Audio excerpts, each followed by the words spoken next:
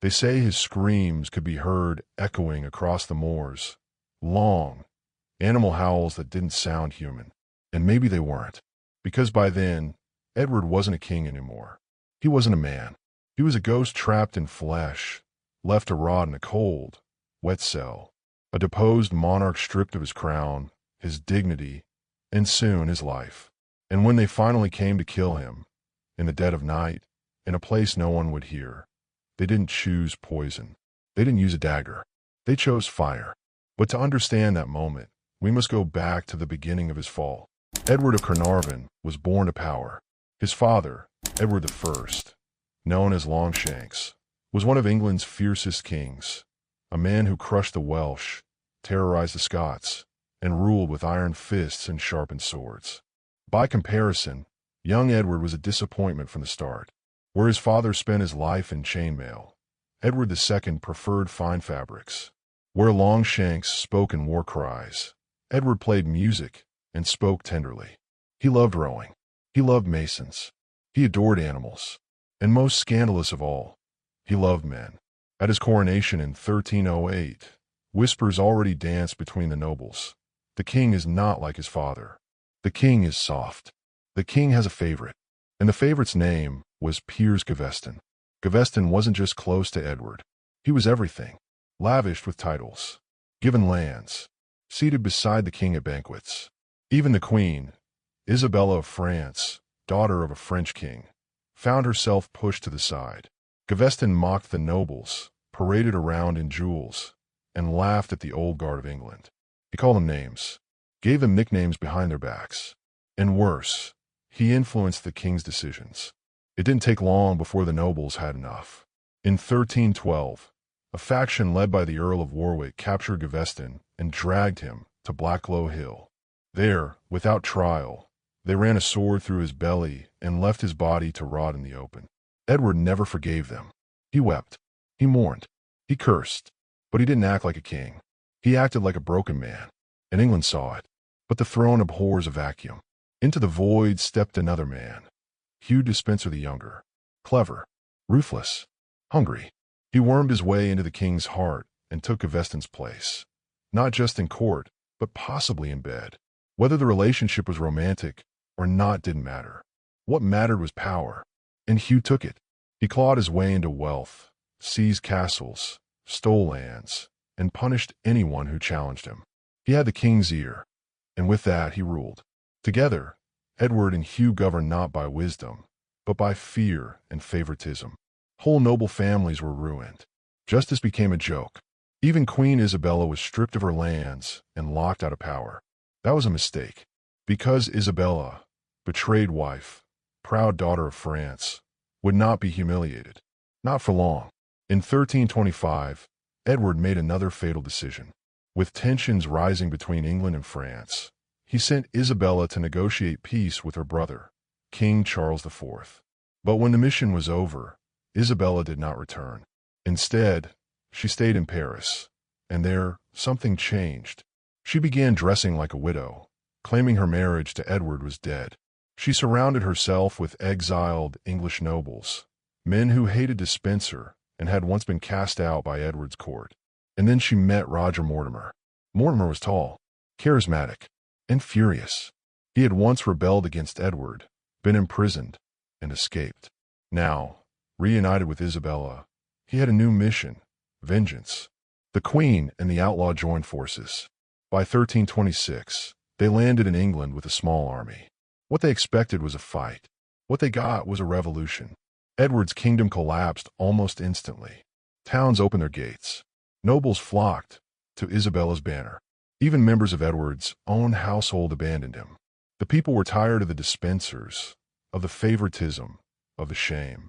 Edward and Hugh Despenser fled west, hoping to find safety in Wales. They were caught within weeks.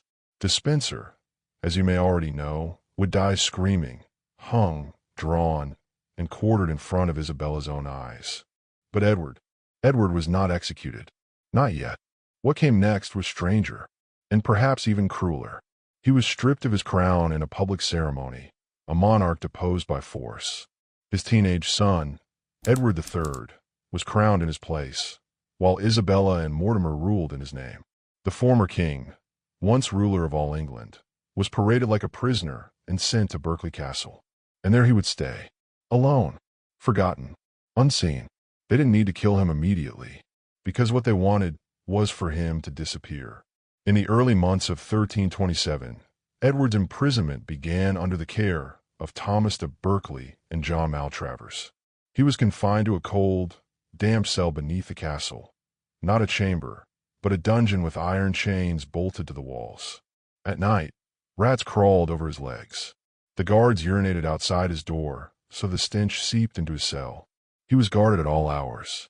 No visitors, no letters, no escape. And worse, he was humiliated. They denied him clean clothes and forced him to wear soiled linens, soaked in his own waste. His beard was shaved with a dull blade that nicked his skin until it bled. His royal garments were torn before his eyes, a theatrical display, and replaced with common rags, the kind used for prisoners and beggars. The once anointed King of England was made to crawl on hands and knees when guards entered, or be beaten with wooden rods. But Edward had one thing they feared. He was still alive, and while he lived, rebellion was possible. Indeed, throughout 1327, rumors spread that Edward was being mistreated, starved until his ribs showed, kept awake for days with clanging bells, and beaten when he refused to eat spoiled food. Some whispered that red marks appeared on his chest, his wrists rubbed raw from bindings, and his feet blistered from being forced to stand for hours. These weren't just tales of neglect. They were whispers of deliberate, calculated cruelty, torture, slow and systematic. Sympathetic nobles, unsure about Isabella and Mortimer's rule, began plotting his rescue. Some believed Edward would escape and reclaim the throne.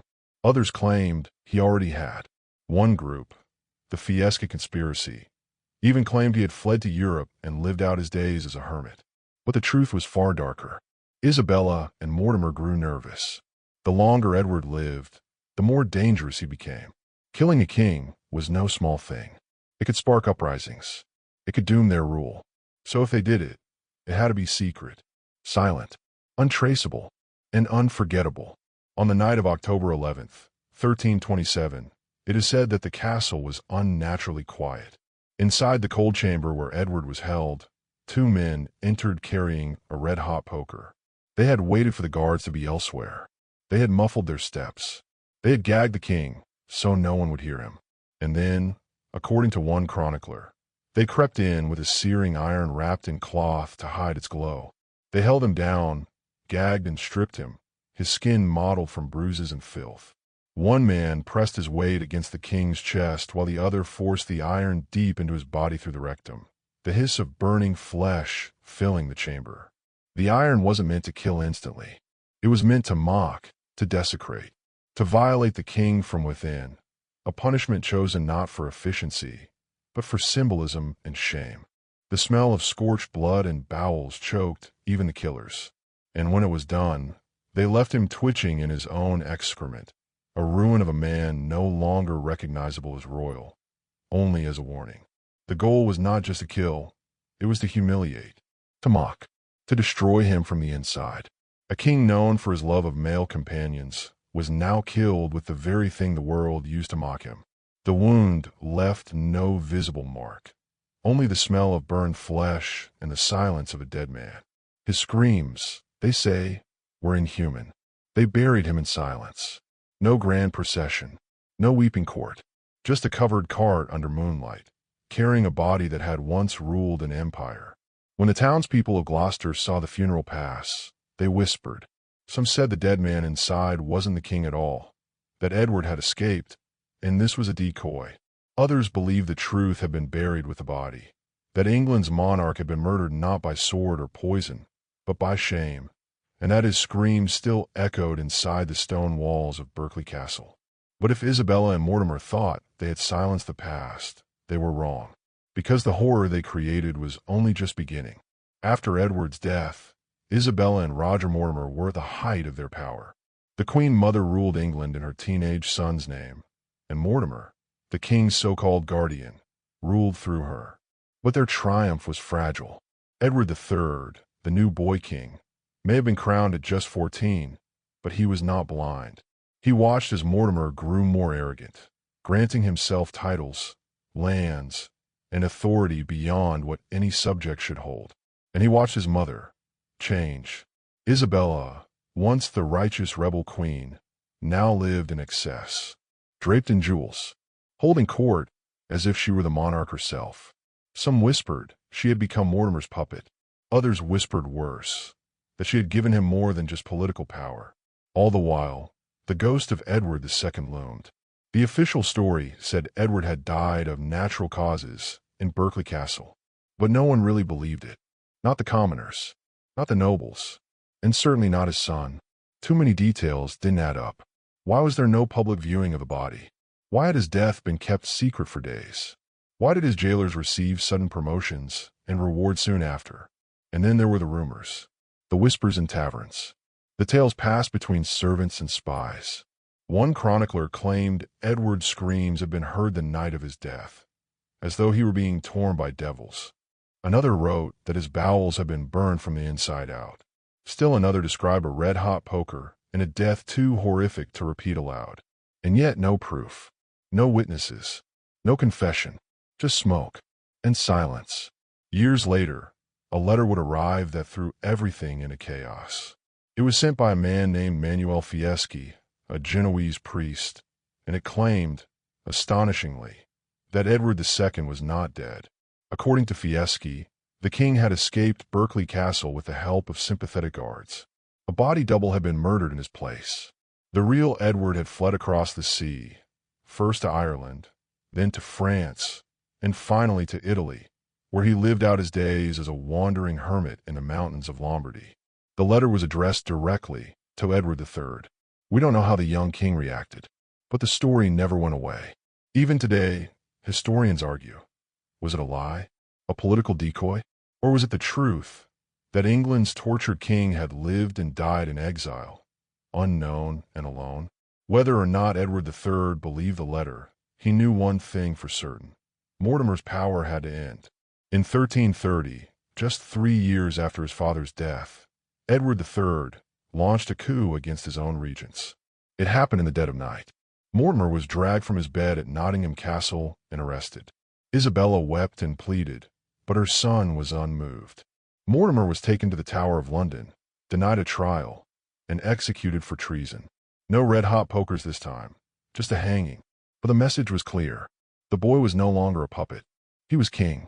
As for Isabella, she was spared. But she was placed under house arrest, her power stripped, her reputation ruined. She lived the rest of her life in seclusion, wandering palace halls with eyes that seemed to look backward, not forward. Some say she went mad.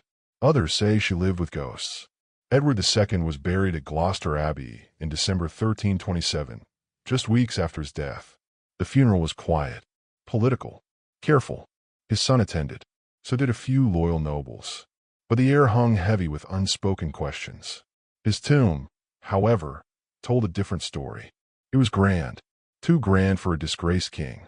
A lifelike effigy was carved in alabaster, not of a broken prisoner, but a serene monarch in regal robes, crowned and sceptered, as if nothing had ever gone wrong. Why the honor? Why the gold and the prayers? Was it guilt? Or was it the sign of a son who knew, or feared, that his father might not truly be dead? Visitors who came to the tomb in later years reported strange sensations, a chill in the air, whispers without speakers. Some monks claimed they heard groans from beneath the floor during the night. Edward had been humiliated in life. He would not rest easily in death. Edward II is remembered not for battles or laws, but for scandal and suffering. He was the first English monarch to be deposed by force, the first to die, maybe, in secret, and the first whose death would become a national obsession. Some see him as weak, a king who let love cloud judgment.